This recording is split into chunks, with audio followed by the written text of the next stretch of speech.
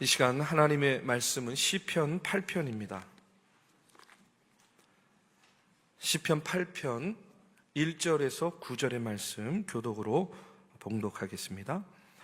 여호와 우리 주여, 주의 이름이 온 땅에 어찌 그리 아름다운지요.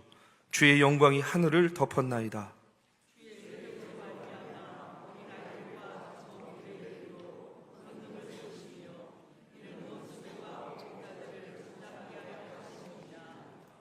주의 손가락으로 만드신 주의 하늘과 주께서 베풀어 두신 달과 별들을 내가 보오니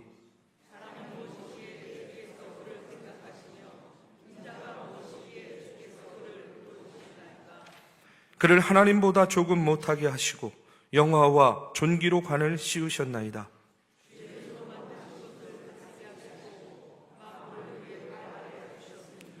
곧 모든 소와 양과 들짐승이며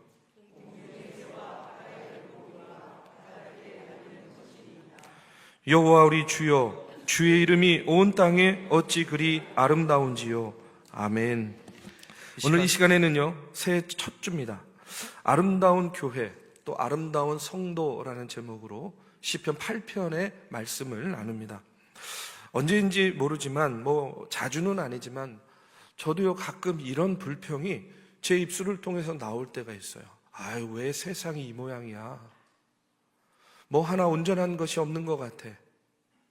아, 왜 이렇게 나라가 이 모양이야? 뭐 하나 온전히 돌아가는 게 없는 것 같아. 아, 왜 이 교회가 이 모양이야? 아, 왜 가정은 이래? 왜 일터는 이래? 왜 내 삶은 이래? 하는 그런 불평들이요, 가끔 나올 때가 있습니다. 마치요, 그냥 제 삶 구석구석 스며들어가지고요, 저의 불평세포들을 이렇게 자극하는 것 같아요. 자, 그런데 여러분, 가만히 제가 이렇게 생각을 해보니까 그런 생각이 들더라고요.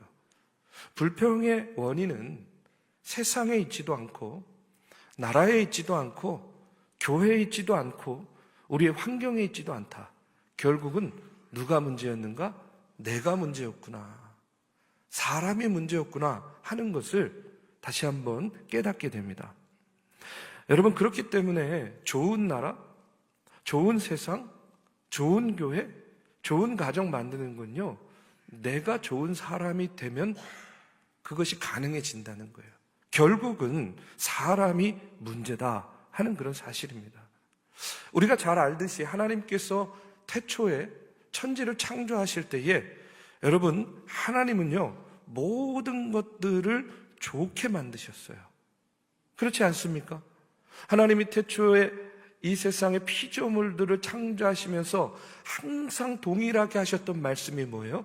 보시기에 좋았더라, 이렇게 말씀하셨어요. 보시기에 좋았더라. 하나님은 애초에 보시기에 좋은 것들로 이 세상을 만드신 거예요. 그리고 인간을 만드신 다음에는요, 하나님이 뭐라고 말씀하셨습니까? 보시기에 심히 좋았다는 거예요. 힘없이 좋은 게 아니라 보시기에 심히 좋았습니다. 이 심히 좋았다라고 이야기할 때는요, 온 몸을 막 부르륵 떨면서 이야기하는 거예요. 하나님이 인간을 창조하시고 보니까, 아, 내가 만들어놨는데 뭐야? 이렇게 좋아? 너무 좋아. 부르륵 떨면서 심히 좋았더라 라고 이렇게 말씀하셨어요. 애초에 하나님은 우리가 사는 세상, 이 땅의 사람들, 모든 피조물들을 이렇게 어떻게 만드셨다고요? 좋게 만드셨어요. 아름답게 만드셨다는 겁니다. 저는요, 이렇게 믿습니다. 우리 인간의 무지와 탐욕으로 인해서 그 아름다운 세상, 이 아름다운 환경이요, 엉망진창이 되었어요. 그런데 그럼에도 불구하고 우리 안에는 뭐가 있습니까? 하나님의 생명이 있어요. 그렇죠? 그리고 우리는 하나님의 인격이 우리 안에 있습니다. 하나님의 성정이 우리 안에 있어요. 여러분 믿으십니까? 만약에 그렇다고 한다면 우리가 마음만 먹으면 애초에 하나님께서 아름답게 만드신 이 세상을요, 다시 아름답게 만들 수 있다는 거예요. 애초에 하나님께서 아름다운 공동체로 세워주신 교회요, 우리가 마음만 먹으면 아름다운 공동체로 바꿀 수 있는 능력이 저는 저와 여러분에게 있다고 믿습니다. 여러분, 그렇기 때문에 저는요 늘 기도하고 있습니다.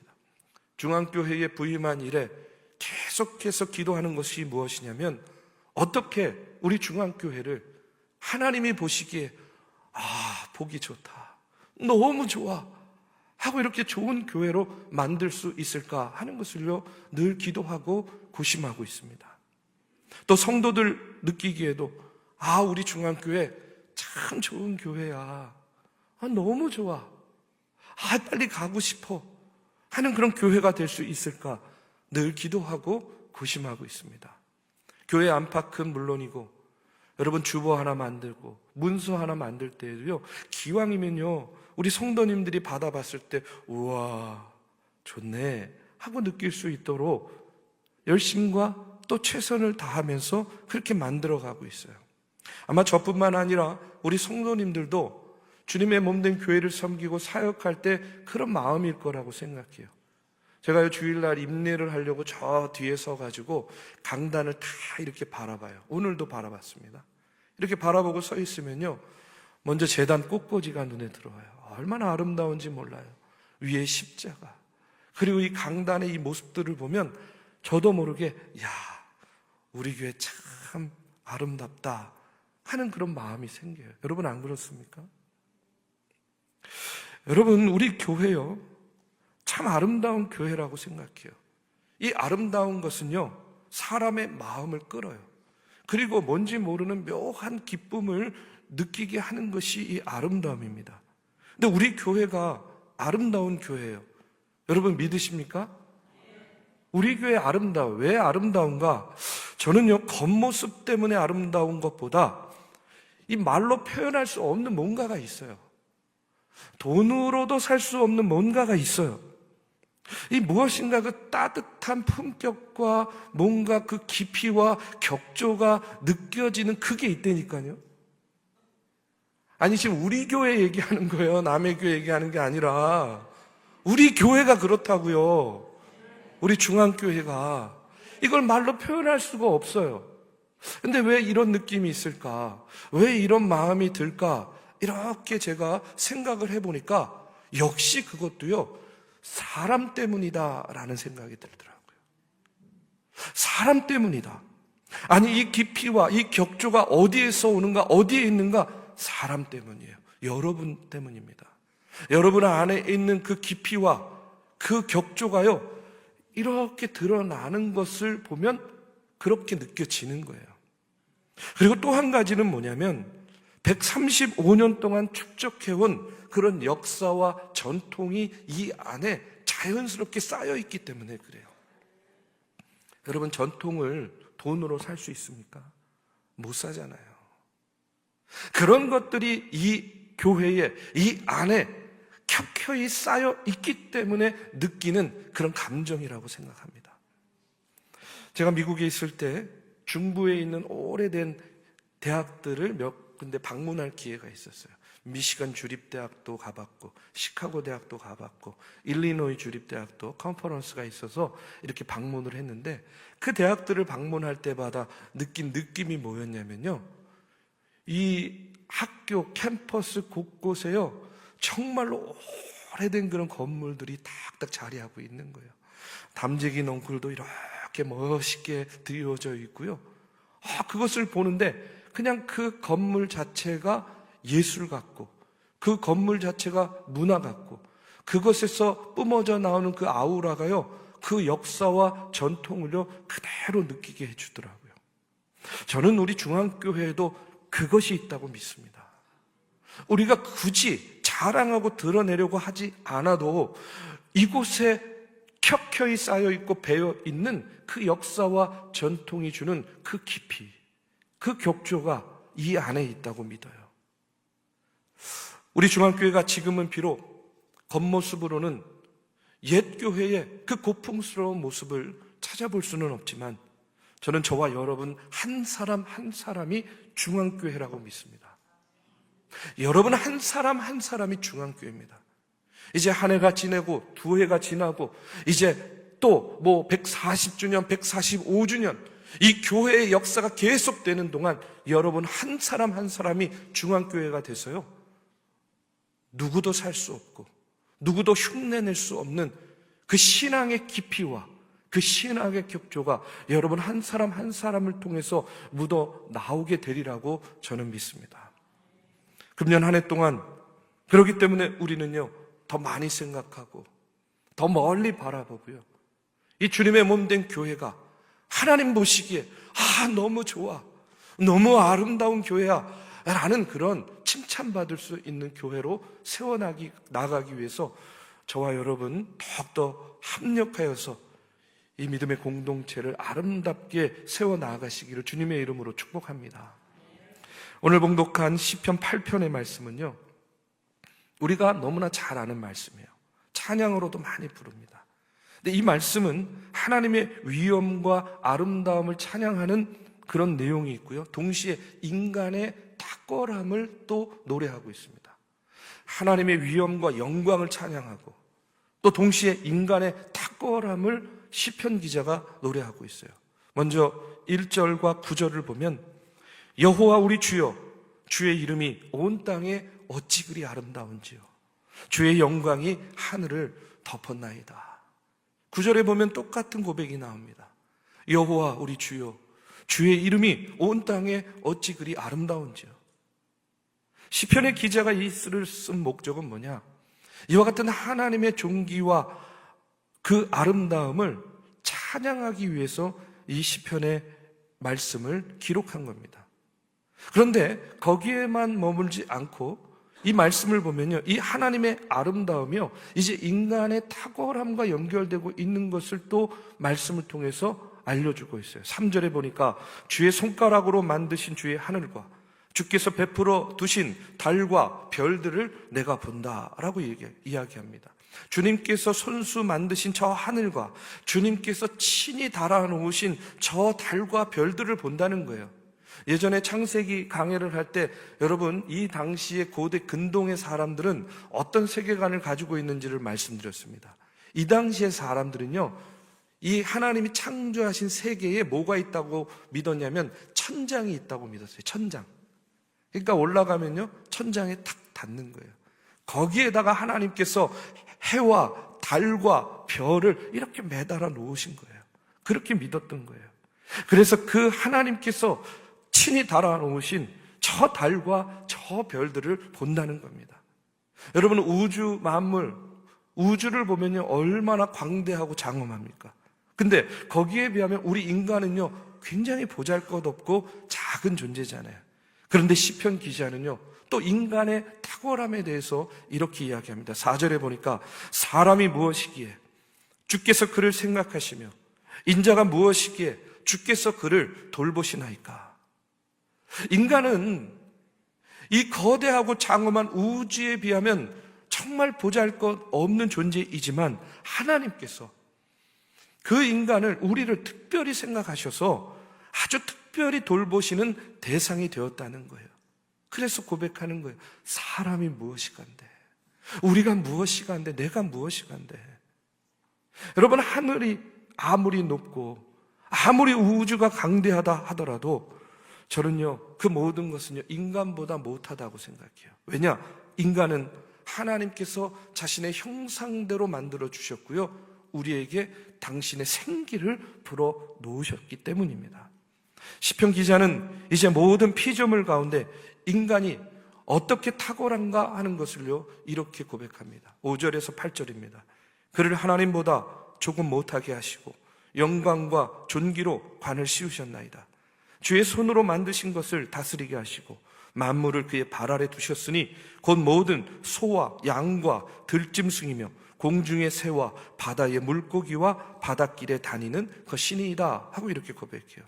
인간이 모든 피조물보다 탁월한 이유가 두 가지가 있다는 거예요. 첫 번째는 뭐냐면 하나님보다 조금 못하게 만들었지만 우리 인간에게 존귀와 영광스러운 왕관을 하나님께서 씌워주셨다는 거예요. 저와 여러분, 하나님께서 씌워주신 그 존귀하고 영광스러운 왕관을 쓴 하나님의 자녀들이라는 사실입니다. 두 번째는 창조주 하나님은 하나님께서 손수 지으신 만물을 인간의 발 아래 두시고 만물을 다스릴 수 있는 특권을 인간에게 주셨다는 거예요. 여러분, 만물을 다스릴 수 있는 특권을 주셨다는 것이 얼마나 놀라운 고백입니까? 인간은요, 그래서 온갖 들짐승, 또 하늘을 나는 새들, 또 바다에 놀고 있는 물고기, 물길을 따라 움직이는 모든 것을 다스릴 수 있도록 하나님께서 만드시고 거기에 권위를 부여해 주셨다는 것이 시편 기자의 고백입니다. 우리는 우주에 비하면 너무나 미약한 존재이지만, 그러나 그 우주 만물을 다스릴 수 있는 그 능력을 하나님께서 우리에게 부여해 주셨다는 그런 시편 기자의 찬양과 고백이 오늘 말씀이에요. 여러분, 오늘 말씀을 보면 저는요, 하나님께서 만드신 인간 아름답게 만드셨다고 믿습니다. 여러분, 능력 있게 만드셨어요. 우리는 하나님을 닮아서, 그렇기 때문에 그 아름다움과 그 능력으로 뭐든지 척척 해낼 수 있는 그런 하나님의 자녀로 세워주셨습니다. 하나님은 인간을 만물의 으뜸으로 지으셨고 또 만물을 다스릴 수 있는 능력을 우리에게 주셨다는 거예요. 다만 문제는 뭐냐면, 이 하나님께서 만드신 아름다운 세상, 하나님께서 다스릴 수 있도록 부여해 주신 이 권위를 인간이 제대로 사용하지 못했기 때문에 세상도 망가지고 우리 인간의 삶도 그렇게 망가졌다는 거예요. 하나님께서 좋은 것으로 만들고 아름답게 만드시고 우리에게 만물의 영장으로서 으뜸되는 위치에 세워주시고 우리에게 그와 같은 능력을 부여해 주셨는데 그걸 제대로 사용하지 못한 거예요. 무엇이 문제입니까? 하나님이 문제입니까? 세상입니까? 환경입니까? 아니에요. 결국은 사람이 문제라는 거예요.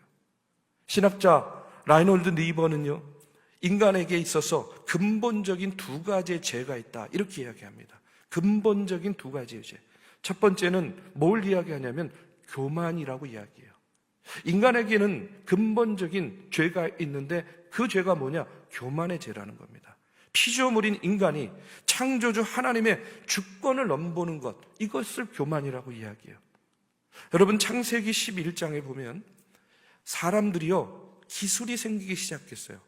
어떤 기술이 생겼냐면 벽돌을 만들 수 있는 기술이 생기고, 그 다음에 벽돌을 쌓을 수 있는 역청을 이제 만들 수 있는 기술이 생겼어요. 자, 이런 기술이 생기니까 인간이요, 제일 먼저 생각해내고 하려고 했던 일이 무엇입니까? 우리 창세기 11장 아시죠? 뭐 하자 그래요? 탑을 쌓자고 이야기하잖아요. 자, 탑을 쌓자는 거예요. 그래서 창세기 11장 4절에 보면 또 말하되, 자, 성읍과 탑을 건설하여 그 탑 꼭대기를 하늘에 닿게 하여 우리 이름을 내고 온 지면에 흩어짐을 면하자, 이렇게 이야기해요. 앞서도 말씀드렸죠? 이 당시 사람들이 갖고 있었던 고대 근동의 세계관은 하늘 위에 뭐가 있다고 생각했어요? 천장이 있다는 거예요. 자, 그러면 인간이 기술이 발달해가지고 제일 먼저 하고자 했던 일이 탑 쌓자는 거예요. 그런데 그 탑을 어디까지 닿게 하자는 겁니까? 하늘에까지 닿자는 거예요. 하늘에까지. 이게 어떻게 가능해요? 근데 그들은 가능하다고 생각했어요. 왜요? 계속 쌓다 보면 어디에 닿으니까? 천장에 닿으니까. 근데 이것이 문제가 뭐냐면 단순히 탑을 높이 쌓자는 게 아니에요. 그 탑을 쌓고 그 탑 맨 꼭대기에 인간이 서게 되면 어떻게 되는 겁니까? 하나님이 창조하신 이 피조 세계 위에 자신들이 서고자 하는 거예요. 하나님의 창조 세계 위에 자신들이 군림해서 이름 내겠다는 겁니다. 여러분, 이게 가당키나 한 이야기입니까? 그런데 인간은 어리석게도요, 이런 생각을 했어요. 무엇 때문에? 교만 때문에 그렇습니다. 아무리 우리에게 능력이 있다 하더라도, 아무리 인간의 기술이 발달했다 하더라도, 여러분, 이 세상 만물을 주관하시는 절대 주권을 가지고 계시는 분은 누굽니까? 하나님 아닙니까? 그 하나님의 주권에 도전하는 것, 그것이요, 창세 때에도 일어났다는 거예요. 오늘 우리 안에 이런 교만들이 있지는 않은지 두렵고 떨리는 마음으로 다시 한번 우리의 모습을 돌아봅니다. 만일 우리가 하나님의 주권을 스스로 차지하고 넘어설 수 있다고 생각하는 것은요, 망상이고 오만이고 교만이라는 거예요. 여러분, 지금은 이런 사람이 없을까요? 왜 없습니까? 말은 안 해도 그 모습과 행동을 보면요, 이미 하나님 머리 꼭대기에 있는 분들이 너무나 많아요. 하나님을 자기의 발 아래 두고 있는 사람들이 너무나 많다는 거예요. 여러분, 교만이 죄라는 거예요. 두 번째로 라이노드 리버는요, 우리 인간의 근본적인 죄를 두 번째 태만의 죄라고 이야기합니다. 태만. 비록 피조물이기는 하지만 인간은요, 만물의 영장으로 이 세상을 다스릴 수 있는 뭘 받았습니까? 능력을 받았어요. 능력만 받은 게 아니에요. 거기에는요, 뭐가 따릅니까? 책임이 따르는 거예요. 능력과 책임을 부여받았습니다. 창세기 1장 28절에 보면 오늘 시편 기자도 이 말씀을 비추어서 이런 고백을 한 것 같은데, 하나님이 그들에게 복을 주시며 하나님이 그들에게 이르시되 생육하고 번성하여 땅에 충만하라, 땅을 정복하라, 바다의 물고기와 하늘의 새와 땅에 움직이는 모든 생물을 다스리라 하시니라 하고 이렇게 나오고 있어요. 하나님이 인간에게 권위를 부여했어요. 땅을 정복하라는 거예요. 그리고 땅을 다스리라는 거예요. 엄청난 권한을 주신 겁니다. 그런데 인간이 이것을요, 잘못 받아들인 거예요. 어떻게 잘못 받아들였느냐? 정복하라는 말 자체가 우리가 잘 알잖아요. 컨커러 아닙니까? 뭔가 힘 있는 자가 힘 없는 자를 압제하고 누르는 그런 말이잖아요. 정복하라. 다스리라는 말도 비슷합니다. 왕이 백성들을 통제하고 억압해도 된다 하는 것처럼 받아들일 수 있는 거예요. 그런데 이 정복하라 하는 말의 히브리어가 뭐냐면 카다시라는 단어입니다. 근데 이 카다시라는 히브리어의 어원을 쫓아가 보면은 그 당시에 셈족이 있었는데 그 셈족의 민족 가운데 아카드 민족이라는 게 있어요. 이 아카드 민족의 어원에서 이 말의 어원을 찾을 수가 있어요. 그러면 그 어원이 어떤 뜻을 가지고 있냐? 이 정복하라, 이 카다시라는 단어의 뜻이요, 아카드어로는 깨끗하게 하다라는 그런 뜻이에요. 전혀 다르죠? 전혀 다릅니다. 정복하라 하는 말은요, 깨끗하게 하라 하는 그런 말이에요. 힘 있는 자가 힘 없는 자를 압제하고 굴복시키라는 말이 아닙니다. 다스리라 하는 말은 히브리어로 라돈이라는 단어인데, 이 단어도 아카드의 어원을 쫓아가면요, 어떤 의미를 갖고 있냐면 조화를 이루라 하는 그런 의미를 갖고 있어요. 그러니까 땅을 정복하라 하는 말은 땅을 깨끗하게 하라는 거예요. 땅을 다스리라는 말은 이 땅에서 피조물들이 조화롭게 살도록 만들라는 그런 하나님의 명령이었다는 겁니다. 하나님께서는 이 세상을 아름답게 창조하시고 우리 인간을 피조물의 으뜸으로 세워주셨어요. 그리고 우리에게 이 땅을 깨끗하게 하고 이 땅에서 조화롭게 살라 하고 명령하신 겁니다. 그런데 인간의 교만은, 우리의 태만은 하나님의 주권에 도전하고 하나님보다 자신을 더 높은 자리에 두려고 하고 이 땅을 깨끗하고 조화롭게 살라 하고 명령하신 그 명령을 따르지 않고 내 마음대로 힘이 있으면, 능력이 있으면, 권력이 있으면 내 마음대로 할 수 있다라고 잘못 생각하게 만들었다는 거예요. 그 결과 어떻게 됐습니까? 이 세상이 망가지는 거예요. 이 세상 곳곳이 무너지는 겁니다.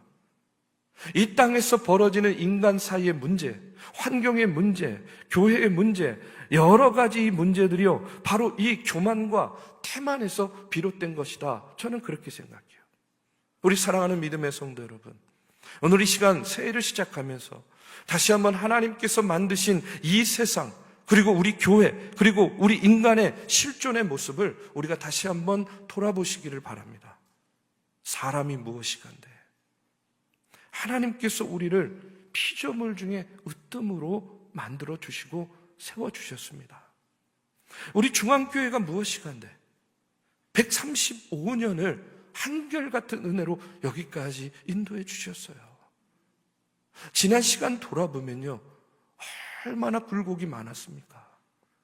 그러나 그럼에도 불구하고 이 자리를 지키게 하여 주시고 세워주셨다는 거예요. 그리고 또 우리가 무엇이간데, 내가 무엇이간데, 여호와 이레의 하나님께서 우리를 돌보아 주시고 지켜주셔서 오늘 우리는요 2025년 새해 첫 주일 예배를 이렇게 주의 전에 나와 예배하고 있습니다. 하나님은요 우리에게 존귀와 영광의 관을 씌워주시고 우리에게 이 땅을 깨끗하게 하고 이 땅에서 조화롭게 살 것을 명령하시며 우리에게 놀라운 권한을 부여해 주셨어요. 저는 그렇기 때문에 오늘 우리 모두는요 다시 한번 이 하나님의 은혜와 사랑, 놀라운 창조의 섭리를 바라보면서 감사하면서 세상의 아름다움, 교회의 아름다움, 우리 인간의 아름다움을 회복하는 방법은 오늘 우리 안에 있는 교만, 우리 안에 있는 태만을 내려놓고 하나님 앞에 겸손한 모습으로 서고 하나님 앞에 더 열심히 모습으로 서고 하나님 앞에 더 조화로운 모습으로 우리 이 중앙의 공동체를 세워 나아가고 이 땅에서 하나님께서 주신 사명을 감당하는 것이라고 저는 믿습니다. 그럴 때 우리의 삶이 이 땅이 하나님 보시기에 아름다운 세상이 될 것이고요. 우리 중앙의 공동체가 하나님이여, 너무 좋아, 너무 마음에 들어, 너무 아름다워 하는 그와 같은 하나님의 기쁨의 탄성의 소리를 들을 거고요. 그리고 또 아름다운 성도의 모습으로 그 어떤 교회도 보여줄 수 없고 그 어떤 교회도 여러분 품어낼 수 없는 그런 신앙의 깊이와 격조를 세워나가는 그런 성도들이 되리라고 믿습니다. 올 한 해 우리 교회와 우리의 모습을 통해서 여러분 원래 우리의 본래의 모습을 회복하고요, 그 아름다움을 회복하고 여러분 하나님께 존귀와 감사와 영광을 돌리는 한 해가 되시기를 주님의 이름으로 축복합니다.